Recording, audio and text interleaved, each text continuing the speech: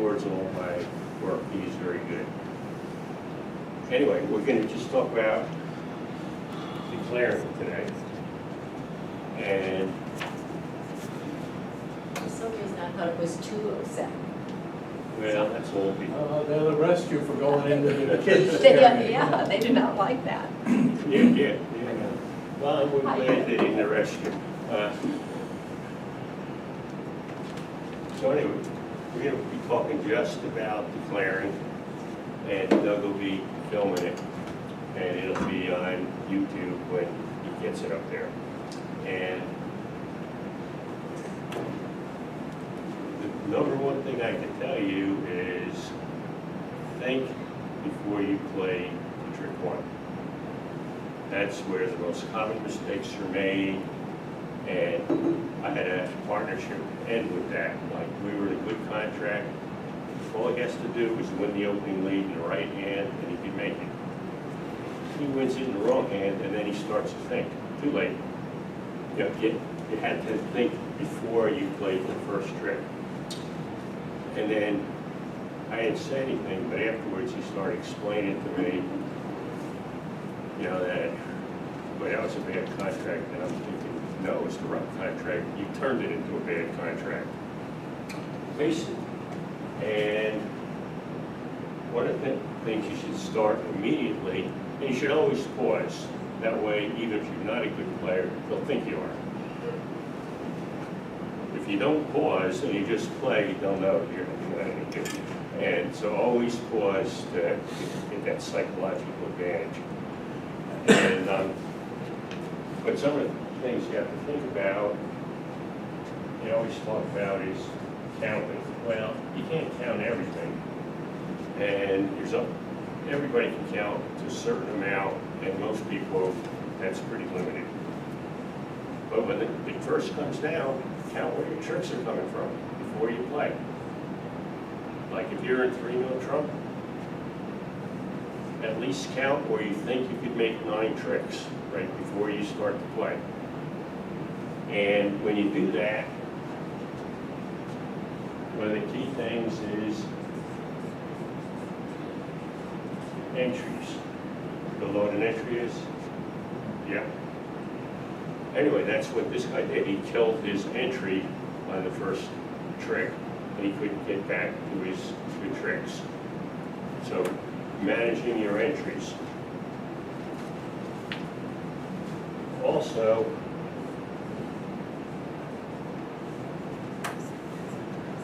remember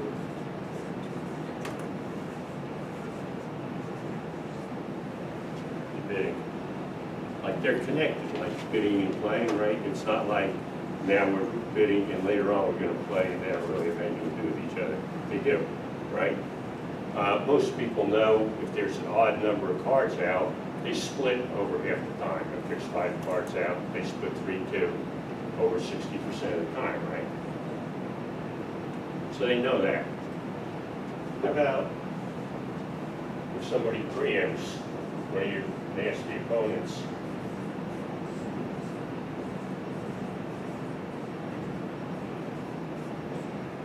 It preempts at the 3 or 4 level. You think because the suit split 3-2 now? No. No. Basically, they preempted showing a 7 or 8 card suit. They only have 5 or 6 cards left for the other 3 suits. So the probabilities are no longer that it's going to split, and if you're going to finesse somebody for a card, finesse their partner, not them, right? Don't finesse the person who preempted, right? The person who preempted just is a long suit. They don't have other. If they have one high card outside what they preempted in, that's kind of normal. If they have a second one, that's not normal. So you remember the bidding when you play. A lot of people like, they don't. It's just, they were starting to scratch.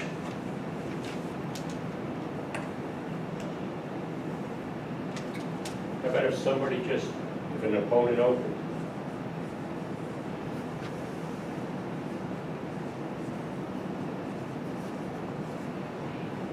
one of your opponent opens.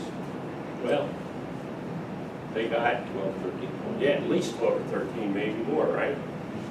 So now, if you gotta finesse somebody for it, and you have to do it in a hurry, that's who you finesse, right? You finesse the partner who opened. Now, there's an exception to that. Say somebody opened, and they opened even one no trump, right? They opened one no trump, they got how many points? 15 to 17, right? Play the other suits first. When you're playing the other suits, if you come up to like 16 points, they don't got any more. Don't finesse them anymore. Now, you got to be able to play. Like, you don't want somebody to be trumping your tricks while you're doing that. But if you're playing no trump, a lot of times you can find out that if somebody opened a no trump, you can count how many points came out of their hand. And if you see all the points came up to make their bid, they don't have any more.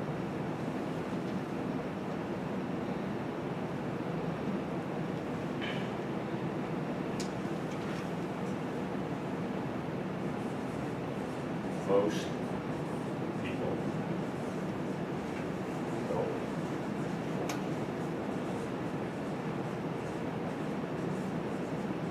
Well, start. Yeah, good players do, but most people aren't good players. If you're just playing in clubs and stuff, if they have to follow, they're just going to play the lowest one they have, and you can play it accordingly. Yeah, if you're playing with somebody tricky, yeah, they would, but most people aren't tricky. So assume that they're telling you the truth, whether they should be or not. Also, when you're on defense, when does your partner need to know what you're doing? When it makes a difference, right? Like, if you know your partner doesn't have any points and they're never going to get in, you don't really need to communicate with a partner who's never going to get in. Or they played every card they could possibly have that's useful, you don't have to communicate anymore. So you would false card. But when you're declaring, most people, they're not false card. Like, if you play a high card and they have to follow, they're going to be playing the lowest card they got. Even if it's 6, 7, 6, 5, and they're all the same, they're playing the 5. That's how they play.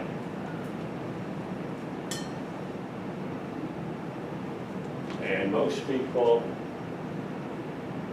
if they play high-low in a suit contract, right? That's, unless they're really good or really bad, right? They got two of them. Like really bad players, like I used to have a partner who would explain how they led.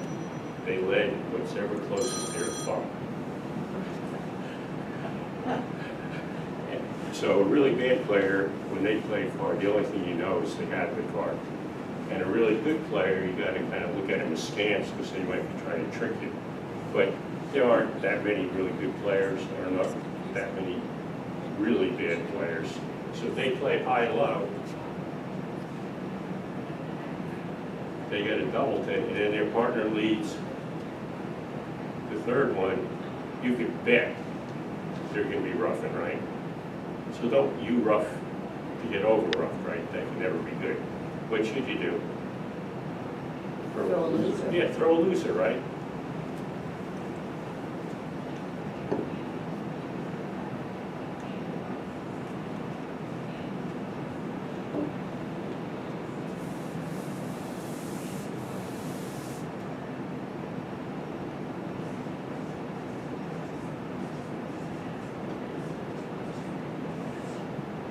This is probably the number one difference between how a good declarer plays and how a bad declarer plays.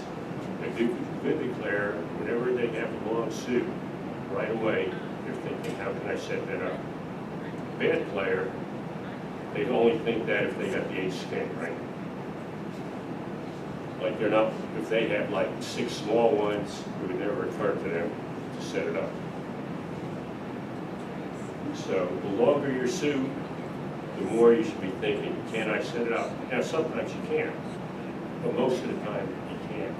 And that's the difference between good declares and bad declares. They got suits that are queen, 10, like that, right? They never forget that, right? But when you have a bunch of them, say 6, there's only 7 out, right? Say you have 2 in your hand. So you have 2 little ones, right? Well, there's only 5 cards out. You lead this suit 3 times, the rest of them is good. Do you have the entries to lead it 3 times, right? If you do, you should be setting up that suit. I once had somebody who had a 7-card suit of his own. And one of the bad things, it's usually bad, is declare to rough the hand with the long trumps.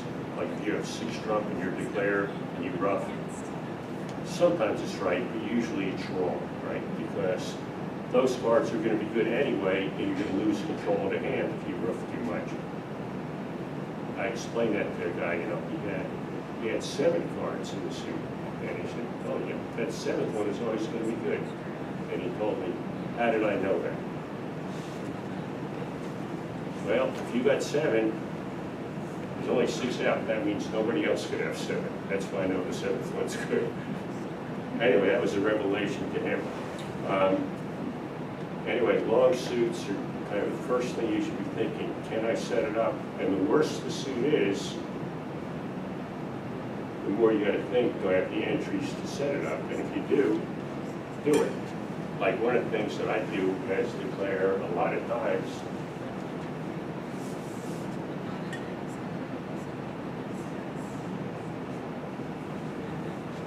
like if I have king little,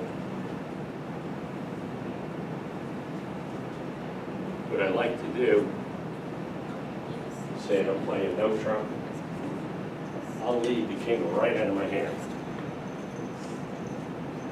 And the person who has the ace, unless they're a good player, they can't grab it fast enough.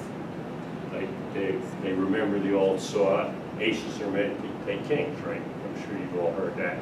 Well, there was the king, right? Bam, down comes the ace, right? Why'd I do that? Well, to make the queen an entry, back to entries. If they grab my king with the ace, when I play the little one, I get to play the queen. The queen will be good. Then I'll play another one, any other one. And now the suit's set up. If they ducked my king, the queen wouldn't be an entry anymore. So it only works if you're playing against normal players. If you try that against a good player and you play the king out of your hand, they know what you're doing. But if you do it against a normal player, that ace can't come down fast enough.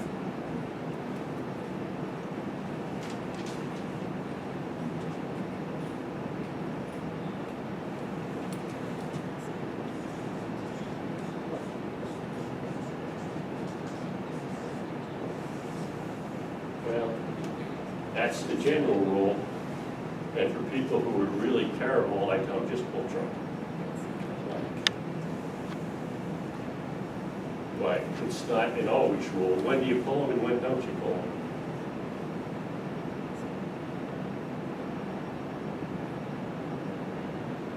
Well, anytime you can afford to without losing tricks, you pull them, right? You don't want them trumping your good tricks. On the other hand, if you have losers in your hand, and say there are 3 trump on the board, and you have like a double pin, or you say there's the other way. You have 3 of them, and this is trump, and this is whatever that is.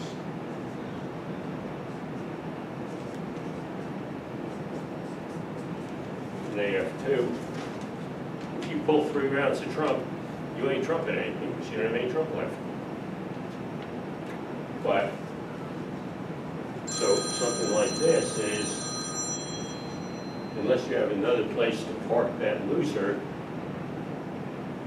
at least leave enough trump on the board where you can trump that card. Like, losers don't disappear by themselves.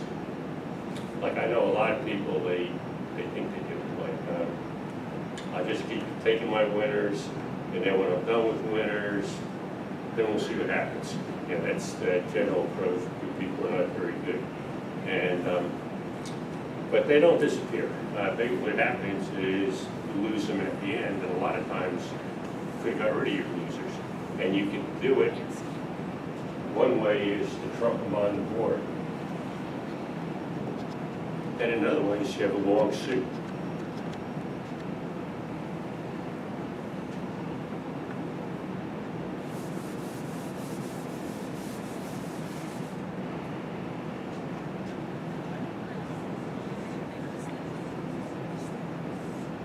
There are 2 kinds of losers, fast and slow. You know the difference? No. Fast losers means as soon as you lose the lead, your opponents can take those tricks.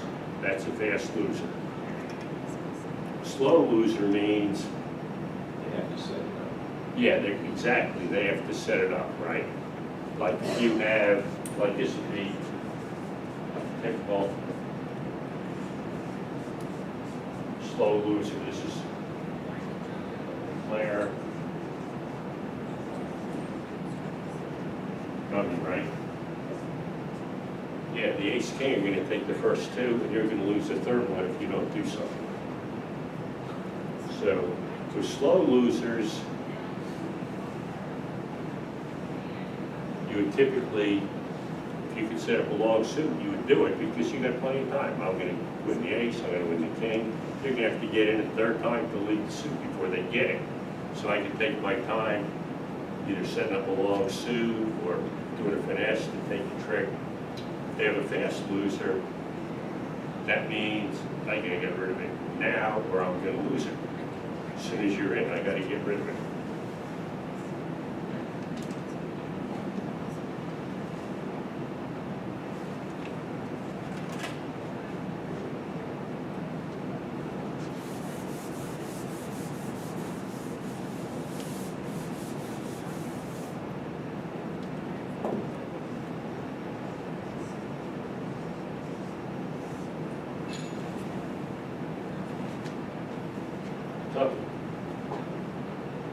Well, we saw an example already when you duck. Like if you have me leading the king out of my hand, you duck that king because I want you to take the ace, right? Just the fact that you know I want you to do it should be enough for you not to do it, right? If it's good for me, it can't be good for you. So, you know, I learned that from my father once when he was teaching me. And they were playing a suit, and I got in and I played the same suit. And after he got done telling me how stupid can you be, he told me, you know, it can't be good for us if it's good for them. Same thing. If it's good for them, it ain't good for you. When else would you duck? But duck in no trouble. If they have slow loser. Yeah, basically, if they lead a suit in no trump and you have a winner, like say you have this. You say dummy has 2 little ones and they lead the suit because they're good players. And now you're sorry you're in the contract because your ace is going to be knocked out and they're going to run all their winners, right? And you're right, you would duck. When they lead, you wouldn't grab your ace. Unless, of course, you just run 9 winners and you just run your 9 winners. But assuming you don't have 9 winners to run, you would duck your ace. How many times? twice. Until you. Twice, yeah. That's called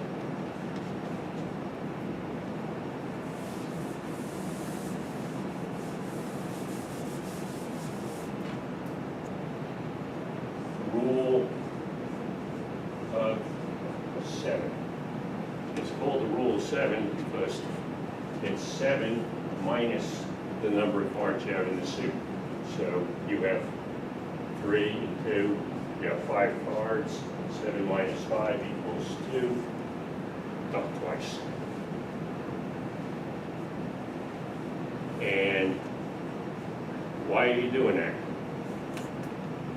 So that the partner will run out. Right, that's called cutting communications. You want the person with that long suit to be out of them. Say in this case, you have 5, so they have 8.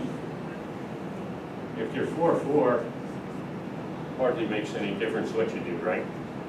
And if that's the case, when they get in, they'll only get 1 more anyway. But there's a good chance that they're 5-3, because usually suits don't split evenly. That's less than half the time when they split evenly. And when the guy who let them, it makes it even more likely they're not splitting evenly. So it's 5-3, which is more common. You duck twice, and then the third one you took the ace. This guy has 0 left, right? So he can't move it back. Right, so that's called cutting communications.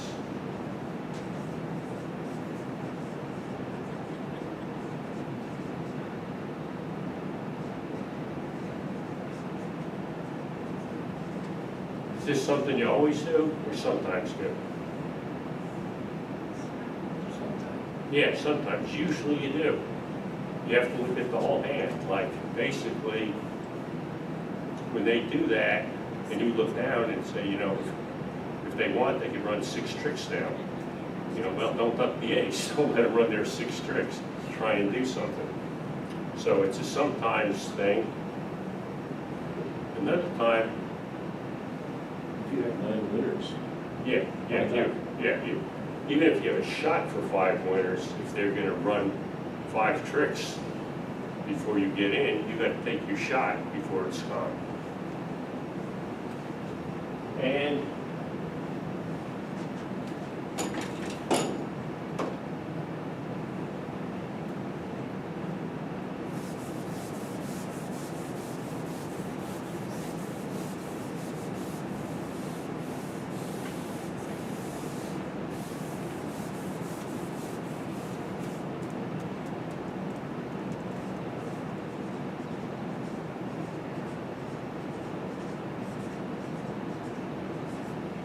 what's that? The person you have to avoid, Yeah, the person you have to avoid, and why? because they're the dangerous ones, they're the ones who are gonna hurt you. They're going to hurt you by either taking tricks or leading through you. Like a lot of times, like you might have king XX. This is subsuit.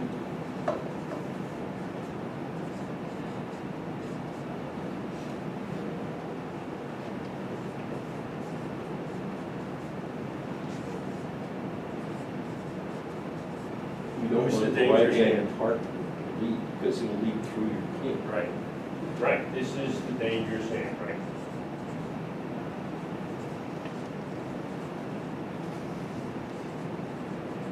Exactly what you said. This guy, he's the one who can hurt you. He leads the suit through your king.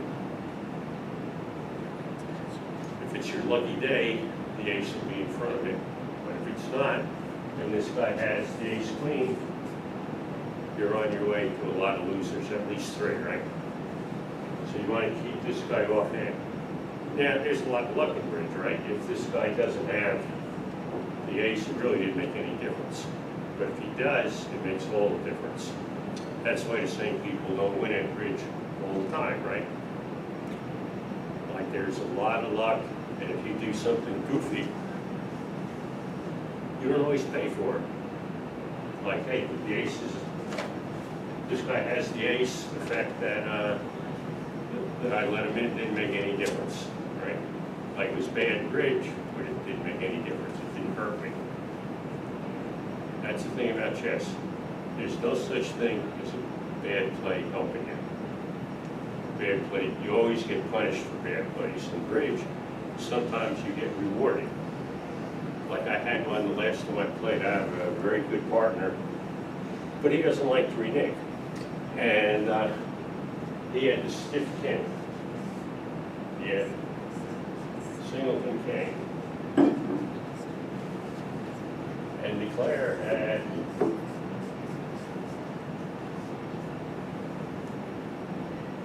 the ace queen, but before Declare decided what they were going to do in the suit, they killed all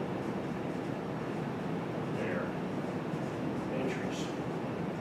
So you couldn't take the finesse anymore, right? Because you couldn't get back to the board. And here's my poor partner over here with the stiff king. So since they couldn't finesse anymore, oh, by the way, I had 5.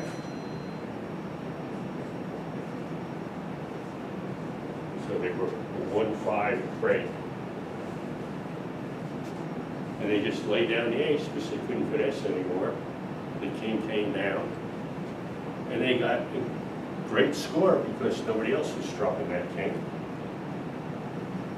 Didn't change the fact they were a terrible player, but they did get a great score. They dropped the king, and I told my partner that was a bad bridge. Like, just don't play it, right? Like the penalty for losing by reneging when you don't take the trick. It's only one trick, right? That's the standard penalty, one trick. Like, why would you ever throw the king under the ace, right? Just renege, get your king later on, and See if they notice. and they might not even notice, right? But never call the director on yourself. Anyway, that's what I told him to do, but he won't play that way. Yeah. But don't play with him anymore, he's too honest. Well, yeah, he doesn't know all these little quirks. Anyway, that's illegal to do that, by the way. You know, if you do, the penalty be greater if you did do it and they knew you did it, which is kind of an advantage for me. Like I was playing one time with Medley, and we were in the slam, right? And she was in control. And we use key cards like most. Key cards are the 4 aces and the king of trump. So there are 5 key cards. So she asked me how many key cards I had. And I gave her the response showing 2. One of the opponents asked her, you can't ask me what my bid means. You have to ask my partner. So they asked my partner, what does that show? She says, 2. And then they asked her, is that aces or key cards? And then she says, aces, I hope. and then the best part was, she's telling them that I'm showing 2 aces. How many aces do you think she had? 3. She had 3. Well, the opponents went crazy, and they called the director.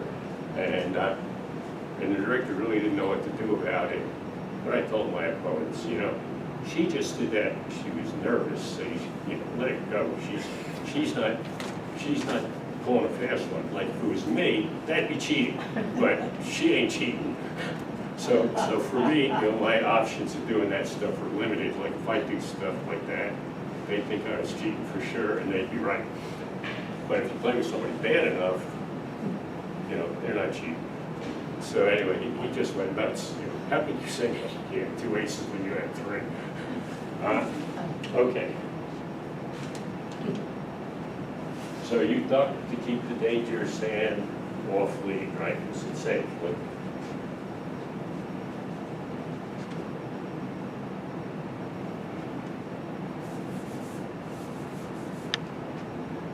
Let this guy keep him off and this guy lead because he can't hurt you, right? Because your king's protected if he's the one leading.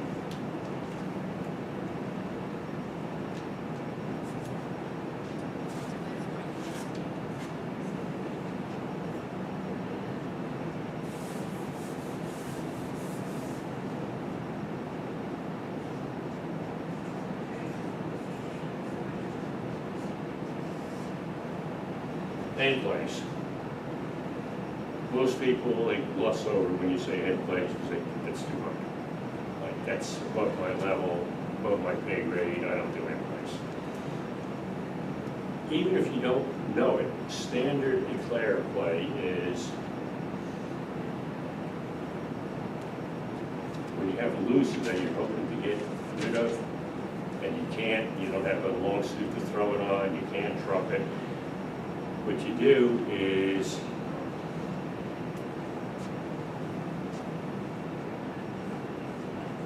you come down to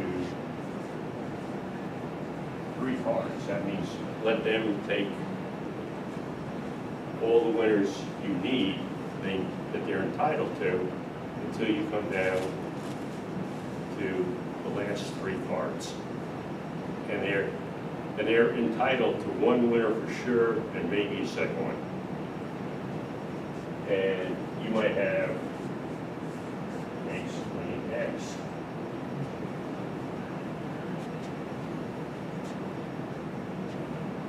And you might be pretty sure the king is over here, or ace, queen, and maybe not from that suit, another suit. Card, play this card. Like the guy with the king, people are rarely brave enough to pitch down to a singleton king. Some people are. Again, really good players and really bad players, they would get pitched down to a singleton king.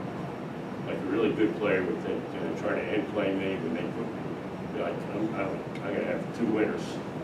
Really bad player. And it's close to my thumb, I'll play this one. And so that's basically an play. When there's 3, you play your winners and let them have their winners, so you'll have 3 cards left. Play the sure loser and hope that you can put this guy in. And say he has that suit, say he has whatever. He has queen and he wins. Then he's going to have to play from the king small into your ace queen. Even if you're not sure who has what, try it. You got nothing to lose. Like, you're going to lose the trick for sure anyway. This way you might not. I had a game like that a couple of weeks ago, and I tried to end play an opponent. But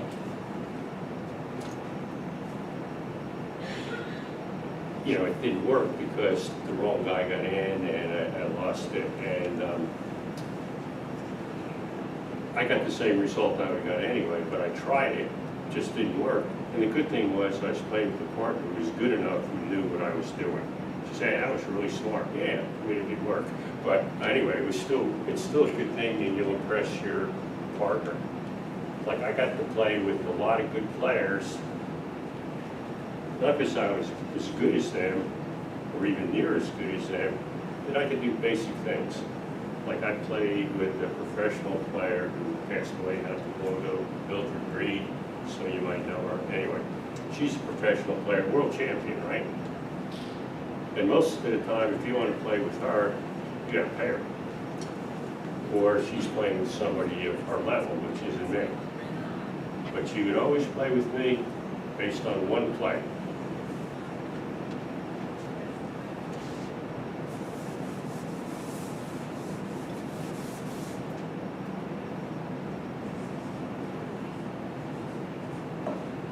The contract's 3 no trump. Mildred leads the king.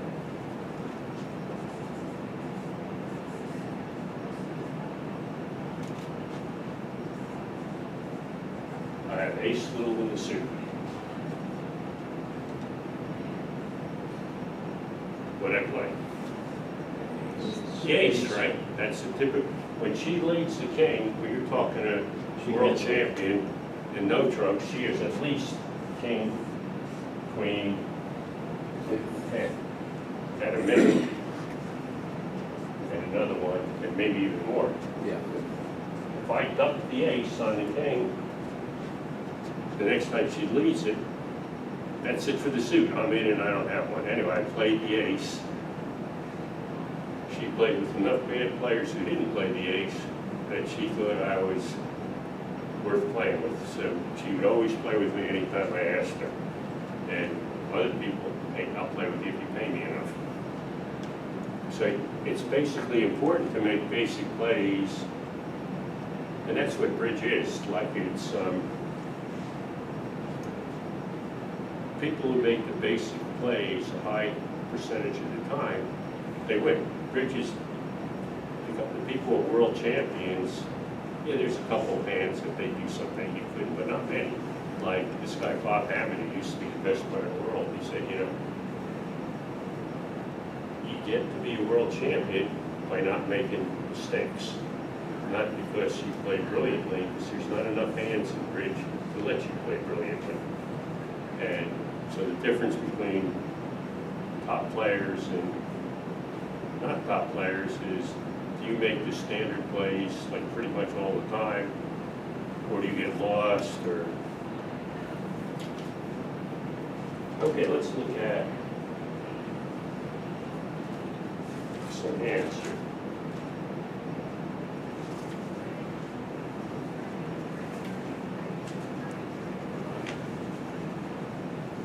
This is pretty much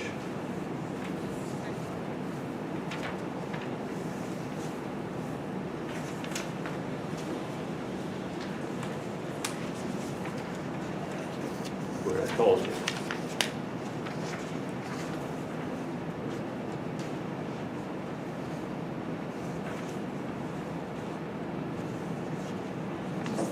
That's okay. I thought maybe there were two.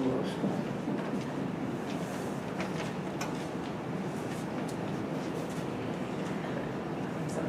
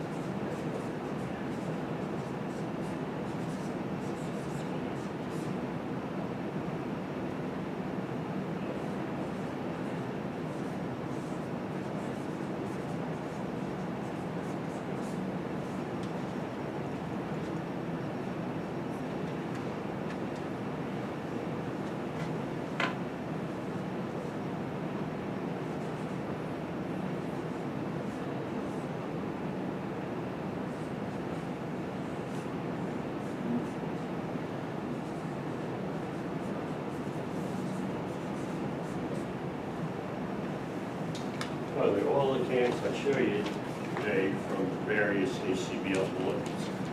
ACBL bulletins are interesting because the whole front part of the bulletin is stuff that nobody would ever care about.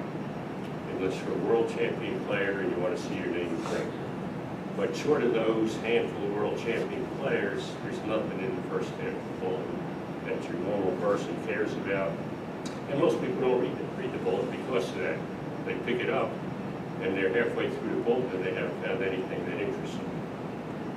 And then the second half of the bulletin, the stuff that 99% of the people need, that's where it is, it's in the back. In case you can't tell, I'm not a big fan of the American contract version. So anyway, this is one of their hands that's useful. And of course, it's in the back of the bulletin that people never made it down. And this is your standard bidding, right? Usually you have no 5-card major and your 3-3 in the minors, you bid a club.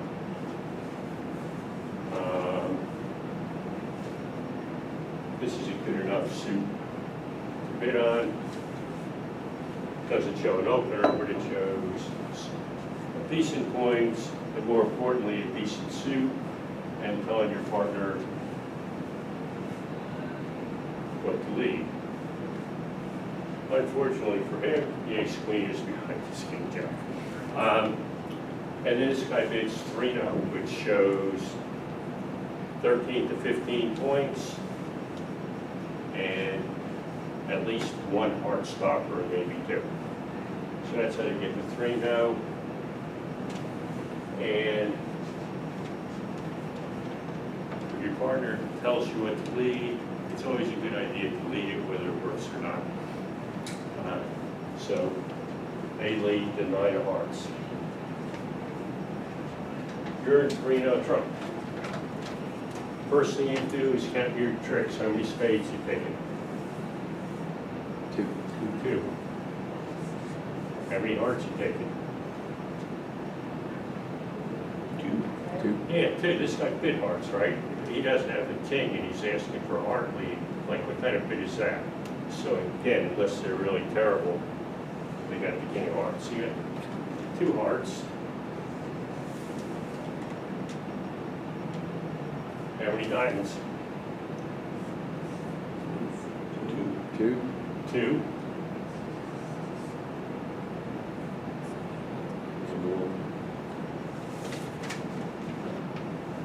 And clubs?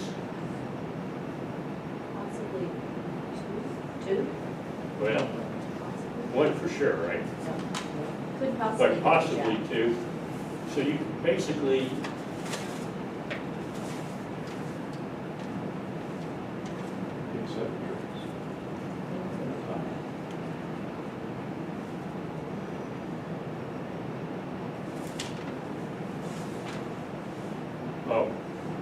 hearts. How many heart winners you got?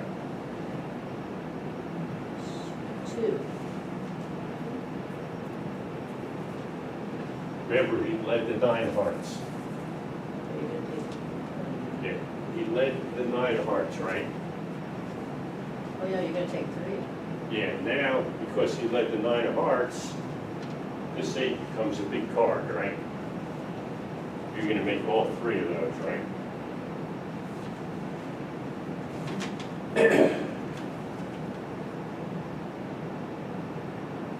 Jeff, what if he had good spades and a 5-card spade suit, and the guy told him to lead the heart and he has those 2 crummy hearts? Should he show him what his long suit is first, or go ahead and lead what his partner said? Depends how good the suit is. It's a good question because the key is if you can get a good result doing what you want to do, just get it. Like, you can always overrule your partner, but if you're not sure you're going to get a good result, always let it be your partner's fault. So Yeah, because it's good to get, you've got his information now, and you're giving him information, so you feel he. like a lot of times, like if you have the ace-king, you would lead the king, include your partner that you have the ace, when the king wins, right? Because they didn't win the ace, he doesn't have the ace, you must have it. So a lot, but here, if you have 5 to the ace king, I would think, well, you know, I have 2 possible entries outside the spades. Maybe my partner has a spade. I'd probably leave a small one, so if either of us gets in, I'm gonna run 4 spade tricks. So yeah, you can overrule partner, but Have to have a good reason. yeah, you gotta be ready if it doesn't work. Don't you already, doesn't he already know that the opponents have the points? Yeah. Okay, so in this case, the 9 of hearts is a real useful lead for you, right? If you didn't lead the 9 of hearts, you only got 2, but since he led the 9, if this guy plays, He covers the 10. this guy, I should have told you that, what happened. And East played the jack.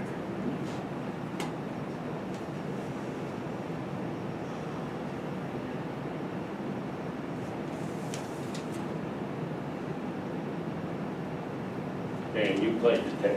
It went 9, 10, jack, so not that people screwed up. But anyway, once those are gone, so you win with the queen and you have ace 8 behind king 7, right? First trick goes 9, 10, jack, queen. You're left with the ace 8. He's left with the king 7, right? So you got 3 hard tricks. So they gave you a trick with that hard lead. So you only need 1 more, right? And we came up to 8. Now there are a number of ways you can get it, right? Well, you're not going to get it from spades, right? You're not going to get it from hearts, so there's 2 suits you could look at, diamonds or clubs. Like if either one of them splits 3-3, that's your 9th trick, right? Your 4th card will become good. Unfortunately, most of the time they don't go 4-3, and they sure didn't. This guy has 4 of these, and this guy has 4 of those. So you would go under the assumption that it's against the odds to play for a 3-3 split. In either one of those, what would you do? You just need 1 more trick. And you got plenty of stoppers, right? You have 2 stoppers in every suit, right? So it's not like you got to worry about them running their tricks. How would you play to get that 9th trick? Has to be the diamonds and clubs, right? Diamond, because of the Just keep. consecutive queen, jack, 10, when you play from that. Diamonds rather than the king. Well,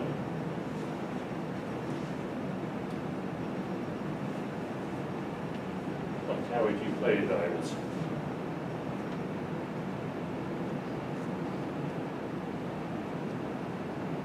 The 8, you mean from over there? Right, from wherever you want to be. The 8, and then he played the 9, and he played the 10. And then he played the Diamonds, ace. you play the ace, The 8. and then he'll play the 8.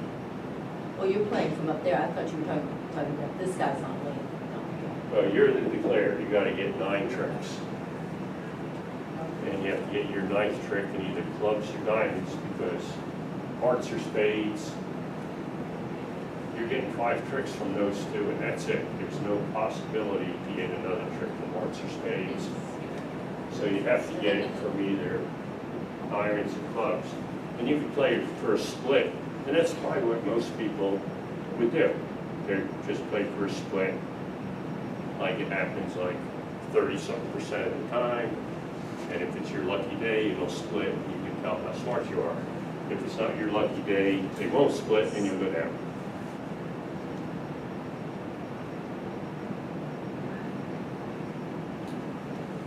Well, it's always good to look at the spots. And it should hit you Jack 10. You kind of mentioned that at the beginning, you know, you could make one of those good. And that's the key, to make one of those good. How would you play it though? You lead to Jack. Right. The key thing is you lead to it. If you leave it off the board, one will get covered with the jack, with the queen, one will lose to the king. You'll only get the one. The point is, you have to lead low club to the jack 10 X.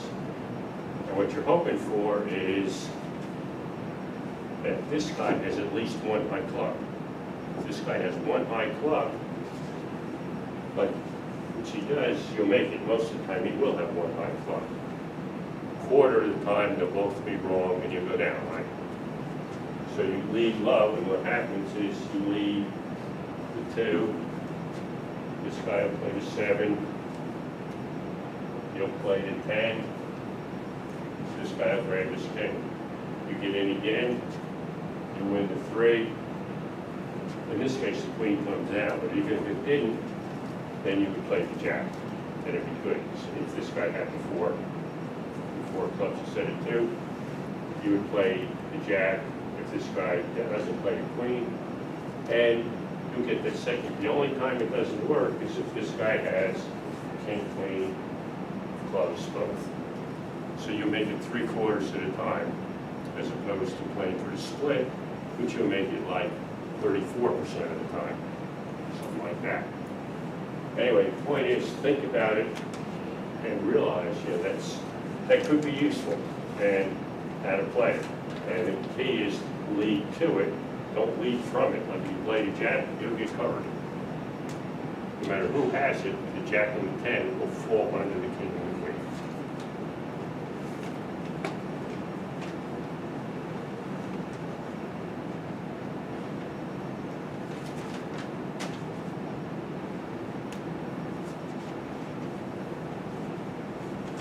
Here's another one.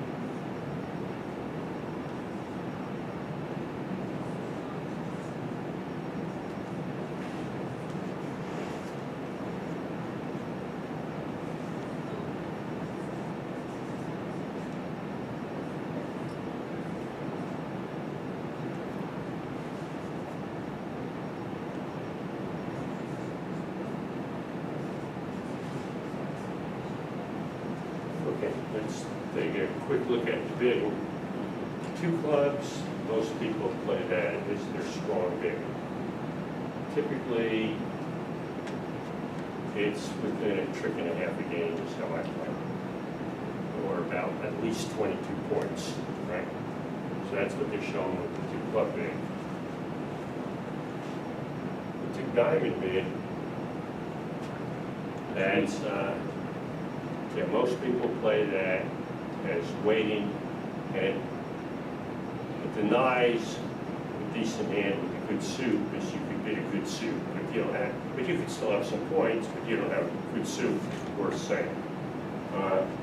Typically, what Larry Cohn says is you would never bid do-no trump with betting, and there's no such thing as a do-no trump bid over two clubs. And the reason for that is you wrong side the contract. You want the big hand to be playing it, and if you bid do-no trump, you're going to see the big hand. So that's something to think about. And like I said, Larry Cohn will never bid do-no trump. Like I once played with this lady when I was first starting down here. And I thought that she was halfway decent. She had a ton of master points. And then I found out, you know, she really wasn't. But before I found out, we were playing, and she had the two club bid, and she opened it. And she got to be the player, and she was at the 6th level, and they let out a turn. So she has like 25 points, and I have a jack. And so they called the director, leading at a turn, right? And one of the choices was she could let me play it instead of her, so she could lay down her 25 points, and I could conceal my jack. And that's what she did. She said, yeah, let him play it. I said, well, this isn't going to work. That was the last time we played. Okay. So 2 clubs is the big bid. 2 diamonds. There's not a good suit there worth showing, so 2 diamonds just wait. Doesn't show diamonds. It just says, hey, okay, what's your suit, essentially? And this guy doesn't have a suit, right? And 2-no trump shows 22 to 24 points. That's what this 2-no trump bid means. Well, if this guy's showing 24, and this guy has 10, that's 34. The rule of thumb to make a small slam, 33. Will that always work? No, not if they have the ace game, right? Not always a grid anywhere that I know of. Yeah, right. So, but anyway, 34 points. This guy just bids this, you know, he has nothing to show. It's no trump. So you're at 6-0. And let's see what they lead here. Not too surprising. 10 of spades.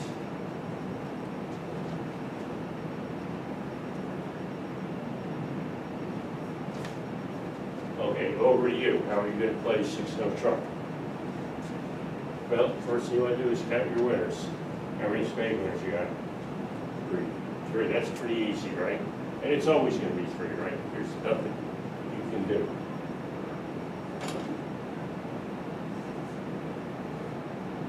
Hearts.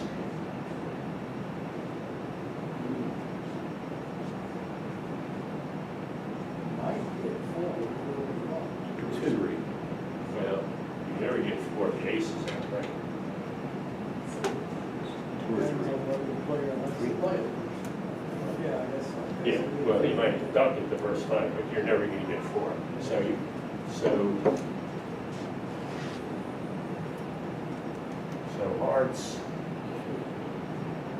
it's either gonna be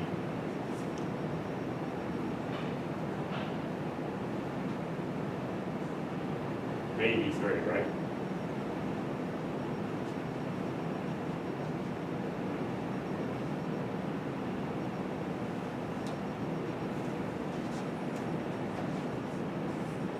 Diamonds, four. Yep, diamonds is four. Clubs, Two. two. Basically, that's our 12 tricks. But we've got to get three hearts right.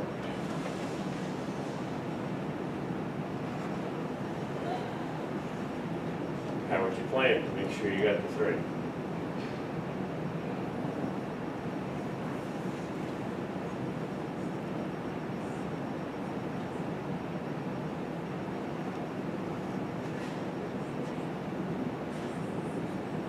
You want to get rid of the ace.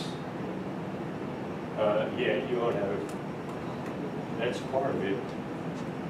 But what, Maybe the hearts right off, I guess, start with the king of hearts and hope he takes the ace. no, that's the key, that's the thing. Okay, if the hearts go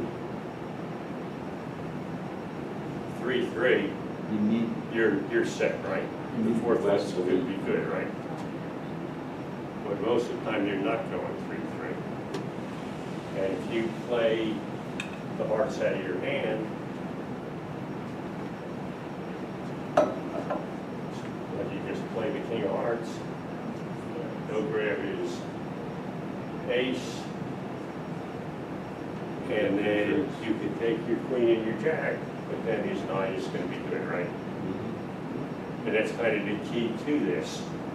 Like, you gotta give yourself every chance. Like if things are really wrong, you're gonna go down, like, no matter how good you are. But it's kind of like the last one. You gotta play, you have 3 entries. So that means the 3 times you're there, you play hearts from the board, never from your hand. And now if this guy has 4 hearts, he has ace, he has that, so now you're going down. But you did the best you can. And the good thing is when this guy has 4 hearts, now you're making it, right? Because he's playing before you, right? You can't let, if he has his ace behind you, king, queen, jack, there's nothing you can do, right? But if it's in front of it, there is something you can do. And that's really the point of this. Make sure you lead toward those and don't bang them down out of your hand. And again, ordinary players, they didn't even count, you know. And then, hey, I got a lot of hearts, let's see what happens. And down comes the king, queen, jack. That's, if you want to play with Mildred Breed, better not play the king out of your hand. Like, good players see when you do stuff wrong. Like I got that lesson early on when I played with my dad, who's still the best I ever played with. Like, if I did something wrong, I didn't have to ask. Like, he would go crazy. And but because he was like that, he kept playing with me as opposed to like Mildred. If I would have done it with her, you know, she would have quit playing with me. And but the good players are watching what you're doing. Your bad players are thinking about, you know, where are you going for lunch, right? So it doesn't really matter. But even when the ace is behind you, if you're playing with a good partner and you played it correctly and you went down, they'll realize you did everything you could. And even if they get 3-3 and you made it, they wouldn't be impressed because you risked the contract on a low percentage by the fact that it worked well. Your lucky day.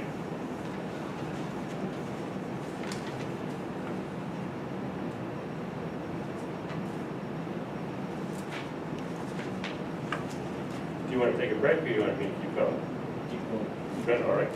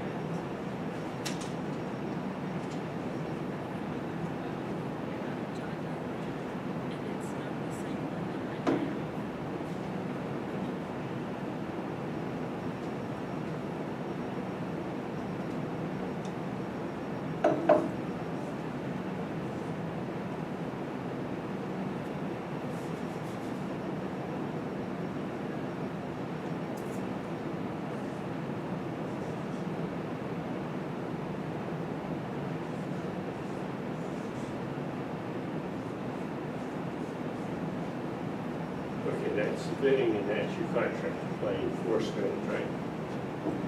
You would open a spade with this, right? So that.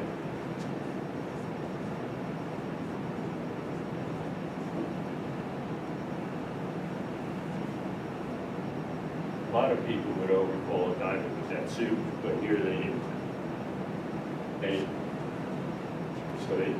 Here, two spades, right? You have 3 card support, 6 to 9 points, 2 spades, and off you go, 4 spades, right? After all, you don't have many losers, right? You're missing the ace of king of spades, the ace of hearts,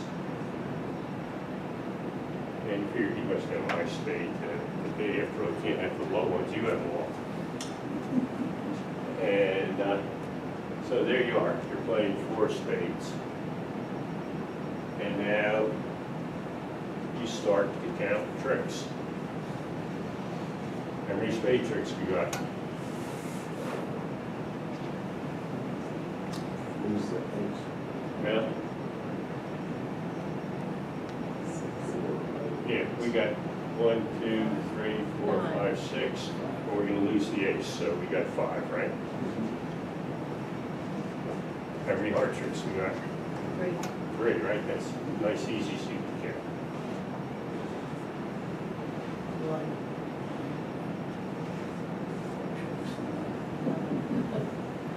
Gloves? Well, at this point, Well, if it's impossible, if they can give you one. he can set it up. Well, basically, I don't think you're setting up that suit. Like, I like to set up suits, but that's a bit much when you have one and it's headed by the 5. And I don't see a lot of entries there either.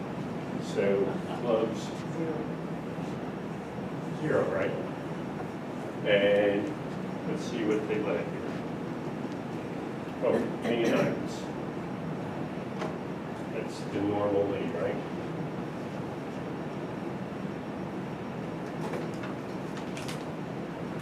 And what's this guy thinking when they did that, right?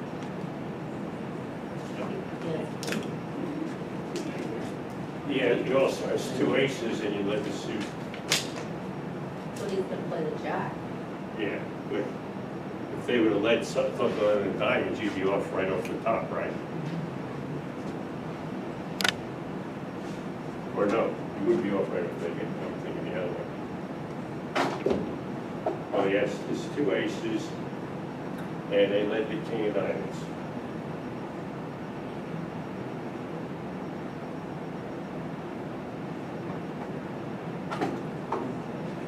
And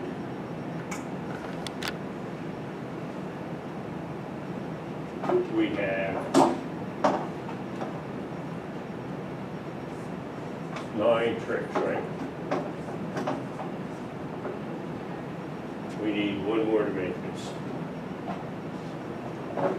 How you making it? 5th spade. The 6th spade. You still like your 5, right? Because he's gonna win his ace. And then you'll use the other one to rough. Right, you gotta get a, that's the key, you're right. You have to get a roughing trick. And what that tells you is what? Don't pull trump, right? If you pull trump,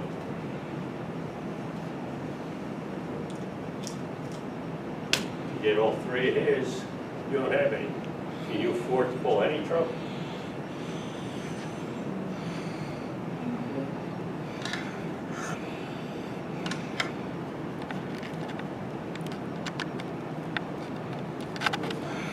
No, right? If you pull any trump at all, you're gonna,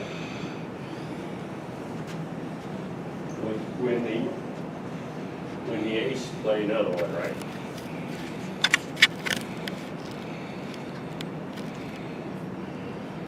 Like,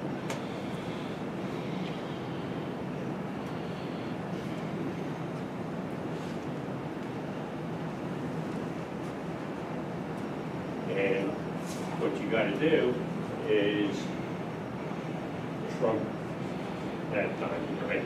If you pull trump and don't worry about that diamond, it's not gonna disappear, right? So that's how you make it. You gotta get 1 trump trick.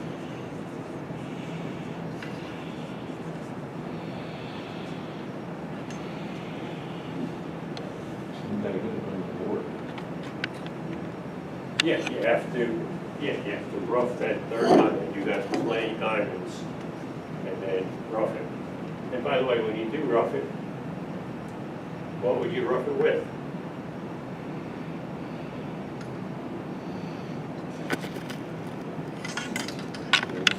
The king, right? Basically,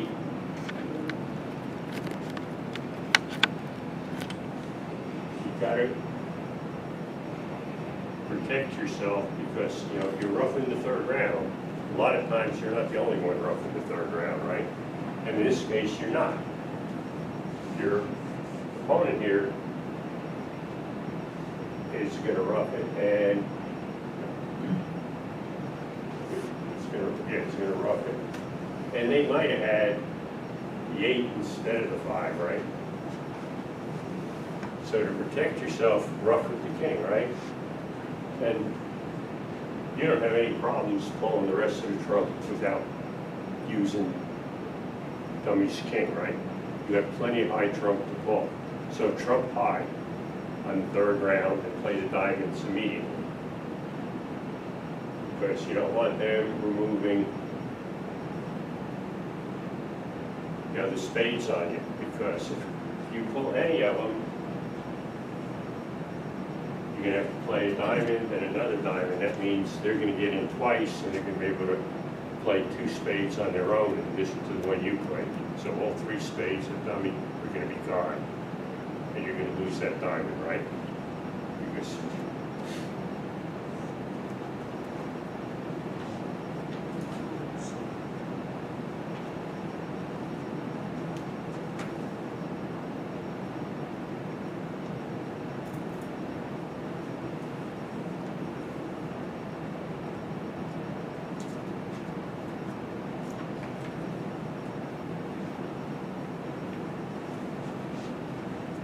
okay, let's take a look at another one. Go ahead.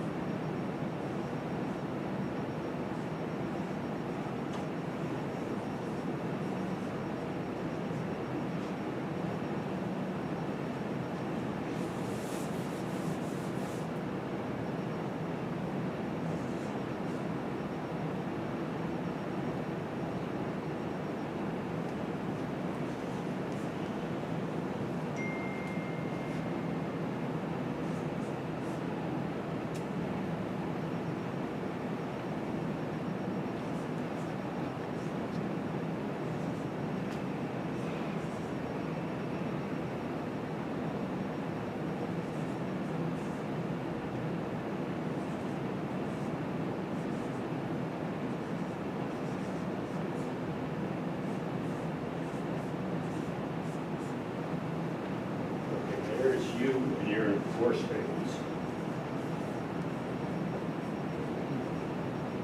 Okay, now, the bidding goes, right, most people would open that spade, that's fairly routine. And this guy has really good diamonds, and it's something you're not gonna preempt with, so you just bid two diamonds. And when you're looking at all those clubs, most people would bid three clubs, right? How would you have an 8-card fit? And what? You have an 8-card fit, why would you bid the club? Wouldn't you support your partner's spades? Or you want to show him Well, that? you can always do it later, right? You made a forcing bid, but you can show him the clubs, but you're gonna end up in spades anyway, he's right. And you're gonna see what's gonna happen, because,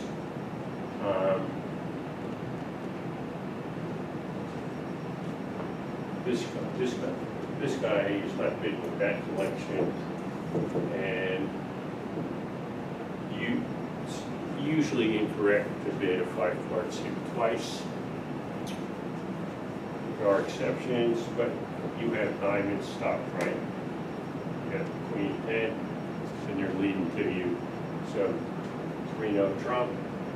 And then this guy pulls it to 4 spades, because he has the 3 spades, right? Like, he's never gonna.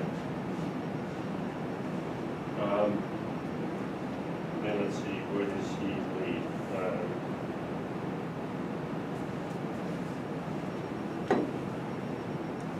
And he leads ace of diamonds.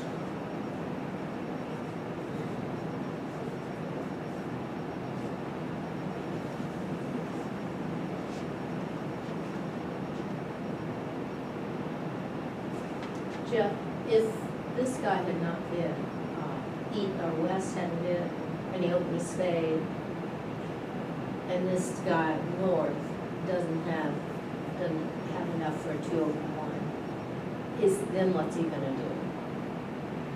Yeah, well, basically, if all he has is this, I mean, he's got the 3 spades. yeah, he would basically support his partner, you know, especially if you're talking duplicate where, you know, they want to play clubs. And it's hard for him to bid no trump with the stiff diamond, right, whether they bid it or not. So they took the ace of diamonds, and this guy just throws the 5, and you play the 4. And then next card is 7 of hearts.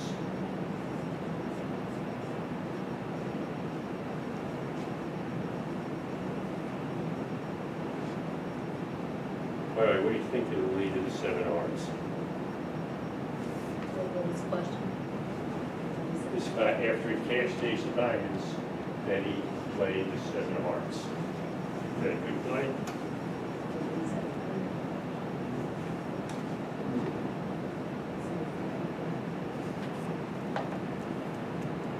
Well, usually it's not a good play, right? And you rarely underlead aces on the first trick, and though this is the second trick, it's almost like the first trick. Like the first trick was routine, and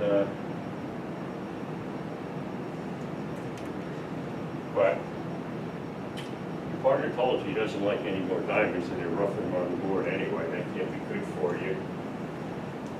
Most people are not going to be anxious going to play a spade from Queen Little, right, when that's trump. And playing a club could set up all the clubs on the board in a hurry, right? So all the choices are bad. So given his choices, Why the 7 versus ace or jack? yeah, well, you wouldn't lead the jack, but you might just cash the ace and then play a small one. Yeah. Yeah, that's nothing wrong with that. Basically, some people, like, they try and be tricky. When you play the 7, you can see the king on the board, right? So, you know, it's real easy. The player has to make the play of going up with the king, or this guy's gonna win the queen, right? So that's why they would play the 7, and give the player a chance to guess wrong. Like if you play the ace, they're never gonna guess wrong, because you just played it, right? The risk is you might never get your ace, because you're looking at all those clubs. So if you're a tricky enough player, you switch to a 7.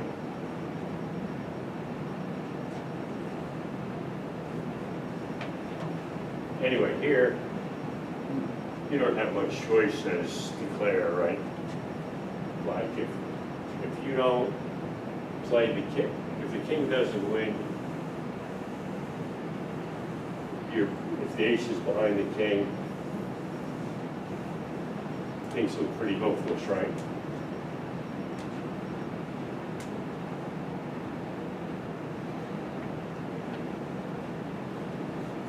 You never get the ace, can he dump? He dumps his hearts then on his clubs if he doesn't play the ace, right? Maybe. He pulls his trump and then he, takes the ace of clubs and then back up and plays all the clubs out and dumps the heart. Well, when you have this spade holding, are you gonna be able to, how are you gonna pull trump? Looking at it, I can see. Yeah, looking at it, you can do it. Yeah, looking at it, you drop the queen, but unless you walked around the table, Right. Here at their hands. you'd have to finesse the queen. And the question is, you gonna, say you go up with that king of hearts, because there's no point,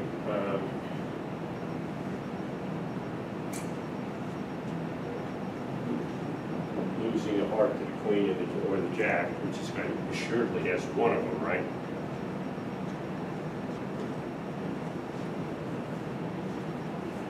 And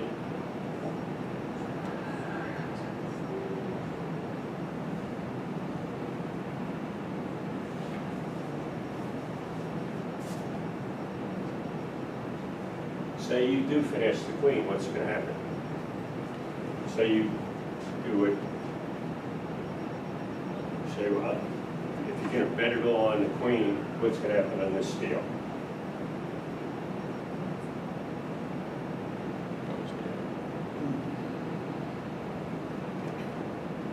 So then does he play his ace of hearts at that point? He played the seven first.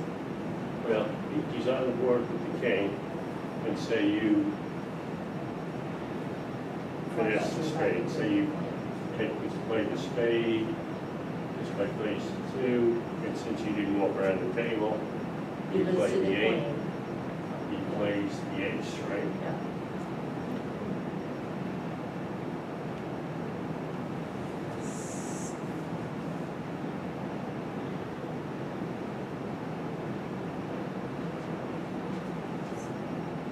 What's going to happen now?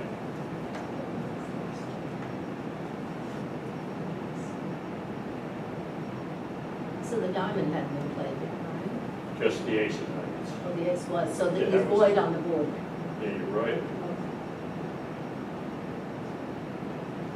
Take the rest of your hearts. Plays the ace of hearts.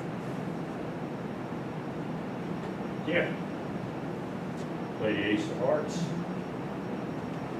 Low heart, what do you play next? Jack of hearts. Yeah, and what happened, and where are you? You got a good many, it's a little bit Where point. are you in terms of losing tricks? You just lost your fourth trick, right?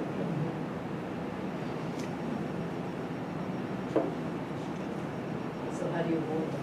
Right. So basically, that's the point of this thing, like how do you avoid it? Like, yeah, if you walk around the table and see the queen's a double, then you just drop it. But if you just do this, you bet it all on that.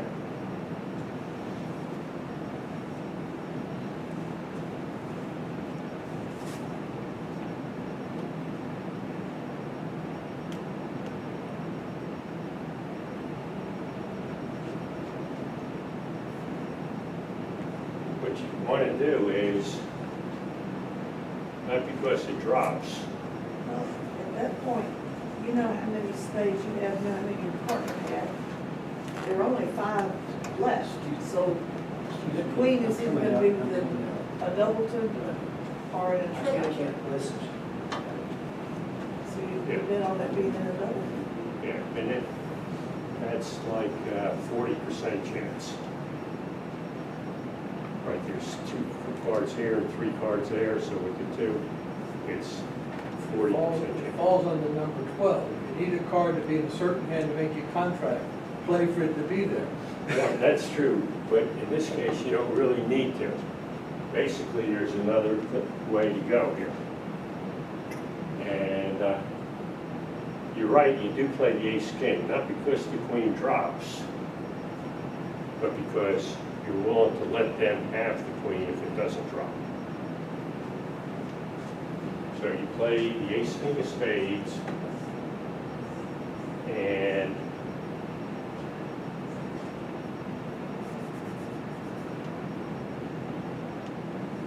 we'll just shift that around so it doesn't drop. And now, all the spades are gone Except for the queen. except for the queen, right? You don't play the third round of spades because you still have a spade here, and you start with the clubs. 2 of clubs, club, ace, 3, 9 of clubs, 6, and you overtake with the king. And what you do on the next club is you pitch, when you play the queen of clubs, You're gonna trump, and you're gonna go away. right, whether he trumps or he doesn't trump, you're gonna, one heart's going, you're gonna get rid of the second heart on the club, whether he trumps or not. All of a sudden, 2 losers became 1, right? He's always, okay, he got the queen of spades because you didn't walk around the table and see, but you got the queen of spades, you got the ace of diamonds on the first trick, but he only gets 1 heart because 1 heart went up to the ace, the other heart you just pitched on a club. So it's a matter of thinking ahead of how you can use these clubs. And you really can't afford to pull all the trump, because if you pull all the trump, You can't get back to the this guy gets in the queen, well, you can, but he gets in with the queen and they get their hearts just like before, right? They get in with the queen of spades on the third, and they take 2 more hearts to go with their diamond, down 1, right? So you can't pull the third trump, but you can pull the first 2 and play the clubs, pitch the heart, right? When you pitch the heart, now you only have 1 heart loser, and you gave him the spade. Now, you're right, if you look around the table and the queen fell, or you finessed it and it worked, yeah, it worked, but it's because you were lucky. This gives you, as long as the spades are 3-2, which they're going to be over 60% of the time, you're going to make your contract. And is there some percentage when they're 3-2 and the queen is out, that what's the percentage of the time it's gonna be in the doubles and the? Yeah, basically, for any card, if there's 5 out, and most of the time they're 3-2, just like we said, and if you knew they're 3-2, there's 2 chances the queen is here, and there's 3 chances the queen is here. So it's 2 out of 5, 40%.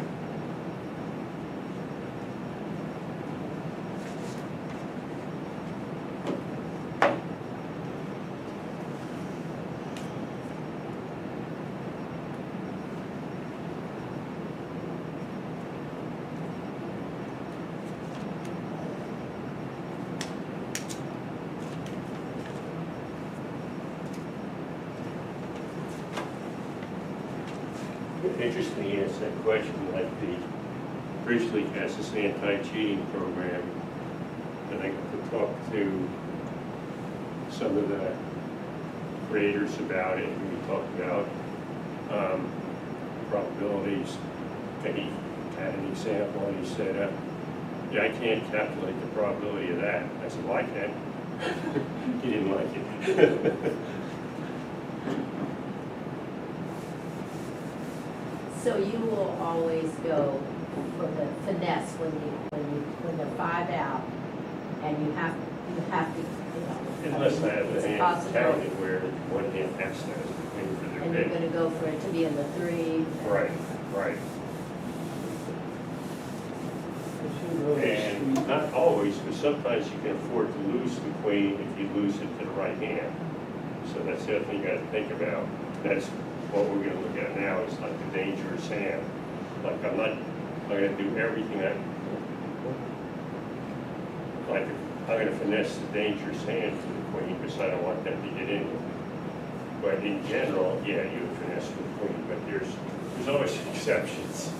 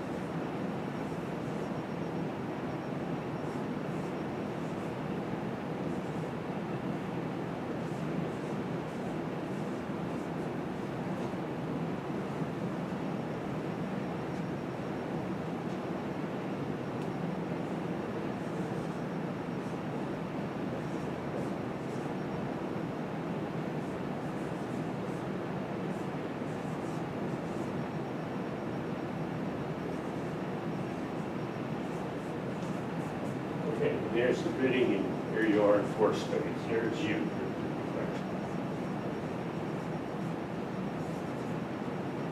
And of course, you open that a spade. And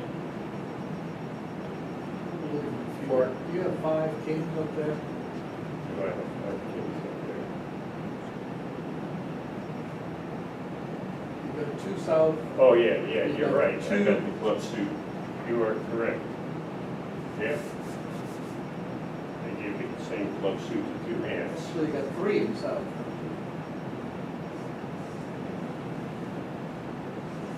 I got this hand messed up.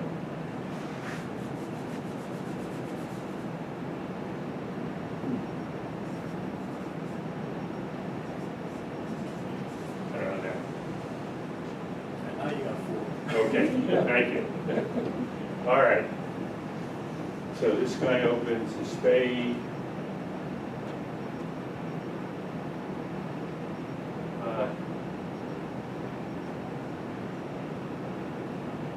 This guy bids a no trump because he doesn't want to bid. If you bid 2 hearts, it should show 5 of them. And so he bids a no trump. A lot of people would bid the spades again. But the guy who wrote this column says his father reads the column and his father likes when he showed a second suit. So he did. So he bid 2 clubs. This guy's on the top of his 1-no trump bid. So he bids 3 spades to invite, and this guy takes the invitation, right? So that's how they get to 4 spades.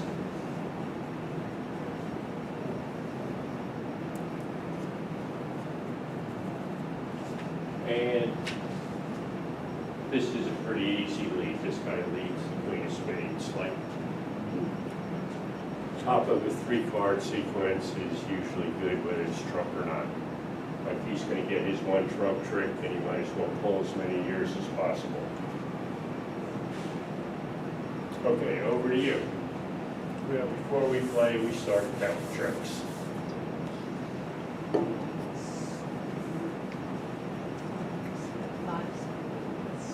Yeah, 5 spades, like, they're probably not splitting 2-2. If they do, it's our lucky day, but we will count 5 spades. How many hearts? 2. Well, we're not talking roughs, just hearts. Just the one, right? You have to count the roughs separate. Diamonds, 3. 3. yeah. By the way, that's why it's easy to get into the wrong contract a lot. Because you're counting points and they're counting points. And you have the ace, king, queen, jack. You have 4 top diamonds, but you're only getting 3 tricks. You don't know that in the bidding unless you walk around the table. But short of that, you don't know. It's like just 3. And clubs, Well, you hope 1. None. none, right? None at this point. None that you can count on, right? So you have 9 tricks, right? Where you get, and part of the thinking here is, who don't you want to be on lead? East. Right. Here, this is easier. You're missing a queen This is the queen, which queen? in clubs. Well, so let's see where it is. But- Oh, here it is. Oh, that's a queen. Yeah. Okay. Yeah, ace, queen, 5.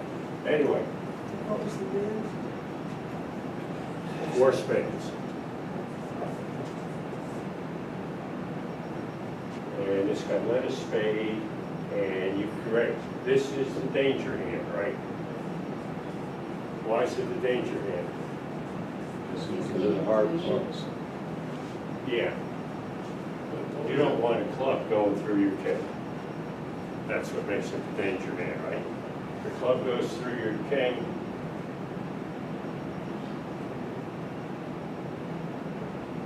You lose two. Take all three tricks. More than likely, you're gonna take they're gonna take all three tricks. And they're already getting a spade trick, so you're gonna go down, right? So when you're playing this, you're gonna play to keep east off the lead.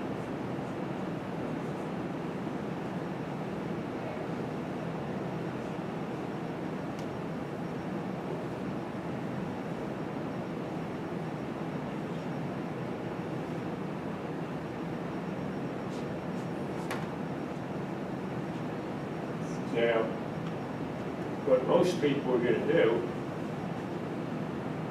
is they're just gonna lead low to the king of clubs, right? That's the easy play, you don't have to think too hard to make that one, right? And if the ace is in front of the king, because you haven't walked around the table, you don't know where the ace is. If the ace is in front of the king, you'll make it, and you'll tell your partner how smart you are. If the ace is behind the king, like it is here, you'll go down and you'll tell your partner how unlucky you are. So that's how it'll go for most people, right? What's that? That's a 50-50 shot, right? Neither of them made big, so it's 50-50.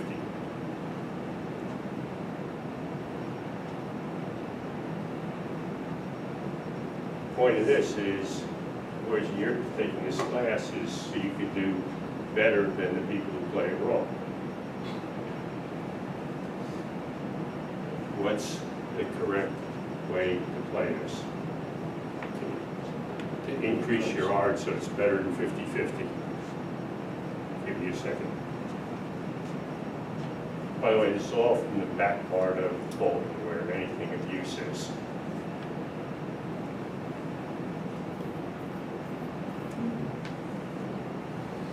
Get rid of trumps and let them take their trump trick.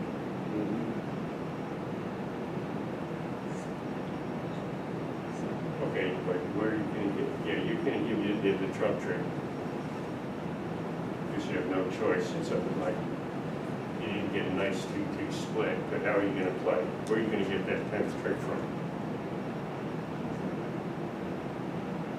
You can get rid of all the cards except the card rub and then throw in the club. He has to be away from the ace.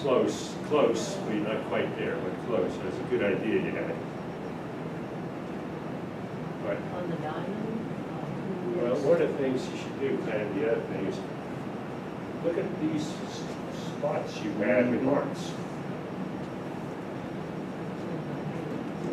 And so basically,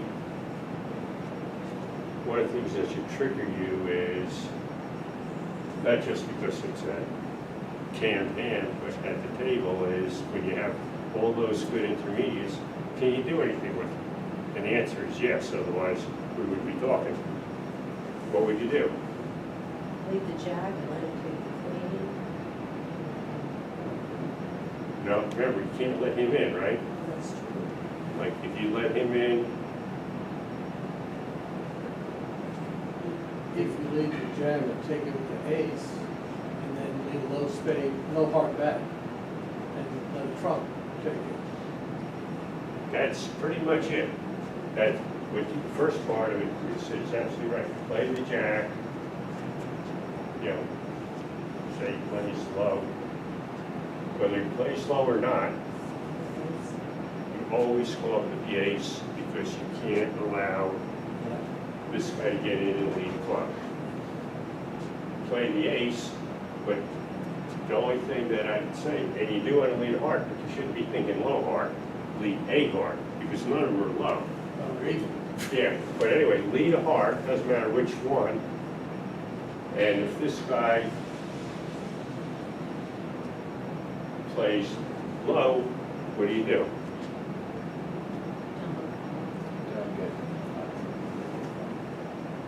No.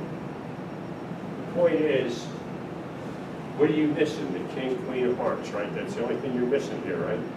but you're playing for similar that this guy has, you're playing for east to have at least one of the king queen. And you don't want him in the lead. Right, so you play a heart, and when he plays low, what you do is you don't trump, you do what? Yeah, you just dump the club, right? And now this guy will win the king, right? That's fine, because he can't hurt you, right? Him leading the club is great. You wished he would have done it in the first place. Then your king of clubs would have been good, and you wouldn't be tortured here.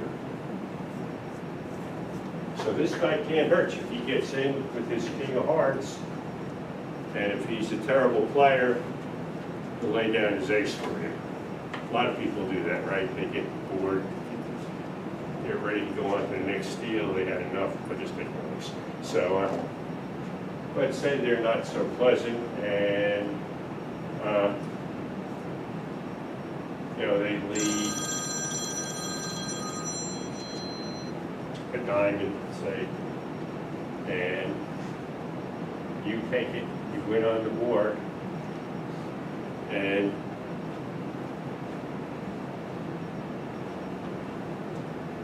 now what do you play? Remember, the king of hearts is gone now, he just won. And one spade has gone in and saw the queen when he led. Did he start yeah. out with the queen of Yeah, the spades? queen, he still has the queen of spades, but that's the only spade that's out, you cashed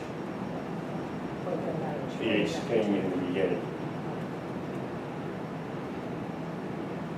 Just leave another heart. Yeah, lead a what? Another heart. Heart two. Yeah, now you lead the other part, right? You lead the nine of hearts, right? If this guy plays the queen, you trump him. If he doesn't play the queen, you keep pitching clubs. And the point is, they've taken their last trick. As long as this guy has either the king or the queen, right? As long as there's the king or the queen, all they get is one spade,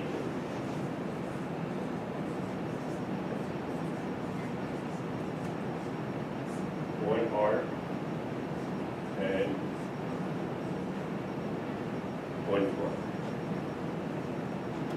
So you make your contract. What's the odds of this working? 75%, right? Unless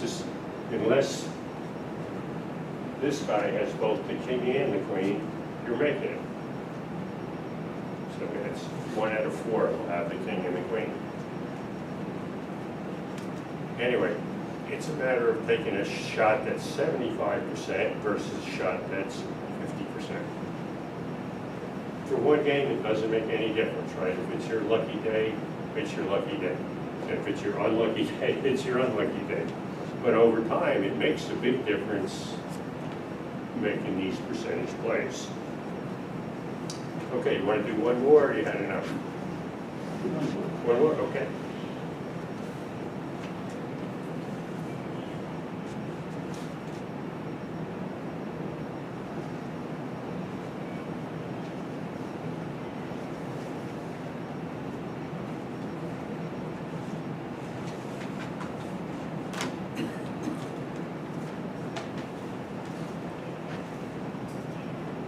Take in hand from the back of the bulletin, because there's nothing that you care about in the front of the bulletin.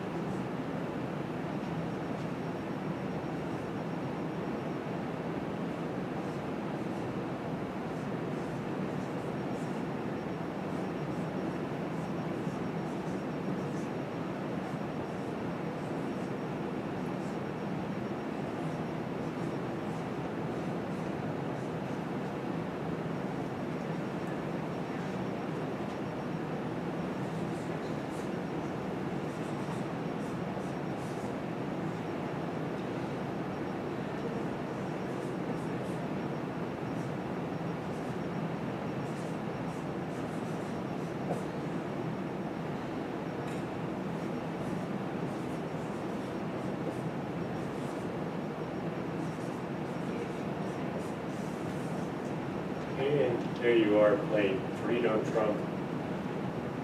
And bidding.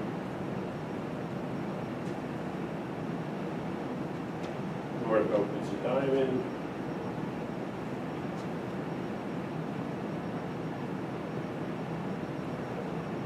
East overcalls a spade. And you're happy to bid no trump with your king 10 behind the spade bidder. You bid one no trump. Yeah, this guy has a 5-card suit, not the greatest 5-card suit, but it is 5. And there's a couple aces. And the key thing is you can always bid more when you don't have to play. So he bids 2 no, and once he bids 2 no, how could you do anything else than bid 3 no? So there you are, 3 no,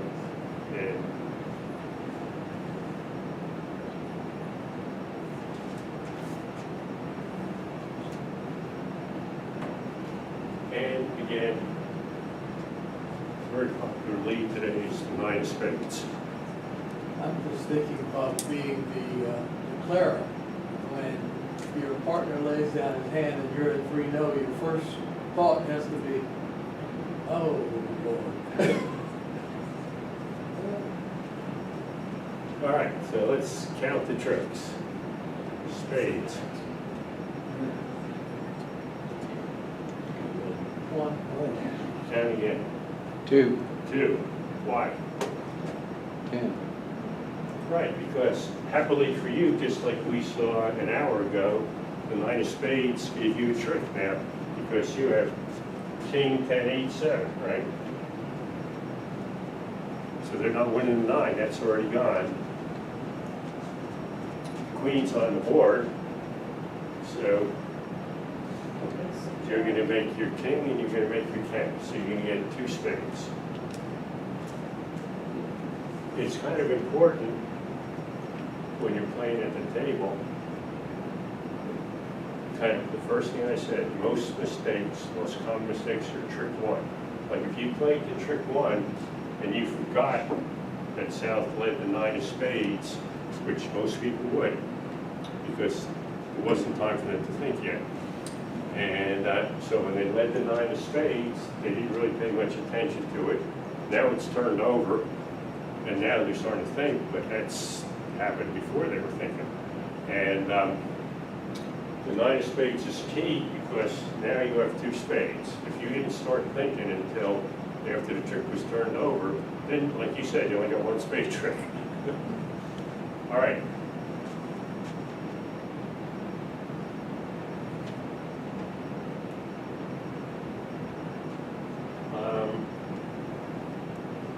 Hearts are kind of easy, right? How many of those you get? 4. 4.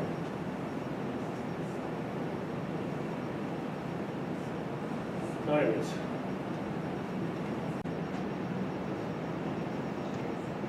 1. Yeah, you can see. You might get to 2.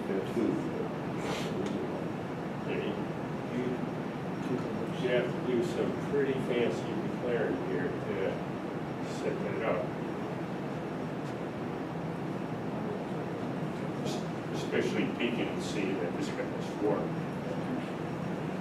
And clubs, 2.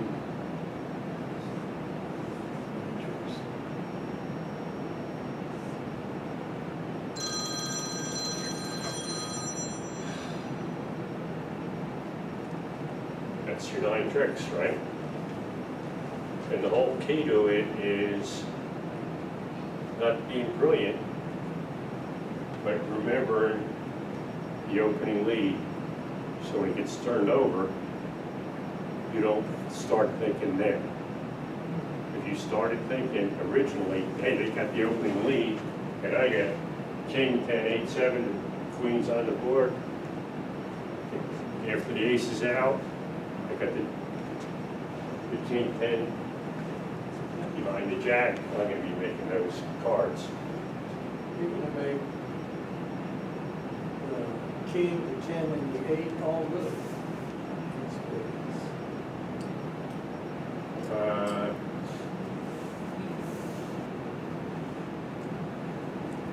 Well, you can, Queen lead is gonna pull the ace in theory.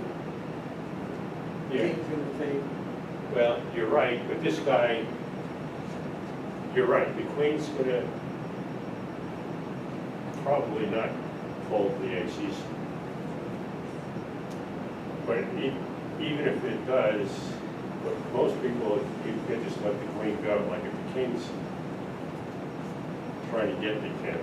But he can hold you to the two spade tricks if he's not, yeah, if he's charitable and he plays it out of his hand, he crashes the ace and the queen. In theory, you could, get the three spade tricks if he plays it that way. But no matter how he plays it, you're going to get there, and you're going to make the contract. And you're correct that if he plays it incorrectly, you'll get three. If you get three, then you write that up in the bullet. Okay, well, I appreciate you all coming, and I'll let you go. Thank you. Good job. Thank you.